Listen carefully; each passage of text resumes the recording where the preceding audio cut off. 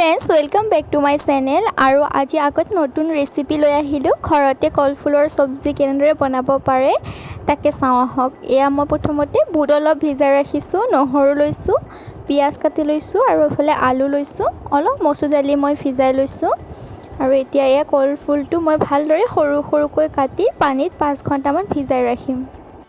এতিয়া মই কুকাৰত বুটখিনি অকমান পিয়াজ আলু আৰু মসুৰ দালিখিনি কলডিলখিনি দি পেলাই নিমখ অকমান সোৱাদ অনুসৰি দিম আৰু পানী দি পেলাই সিটি দুটা মাৰি লম। আৰু ইফালে কেৰাহীখনত মই পিয়াজ দিছোঁ, নহৰুখিনি দিছোঁ, সোৱাদ অনুসৰি অকমান হালধি দিছোঁ আৰু কলফুলখিনি দি দিম যিখিনি আমি বইল কৰিছিলোঁ আৰু এয়া অকমান ভাজি লৈছোঁ আৰু শেষত আমি জোখ অনুসৰি পানী দি দিম।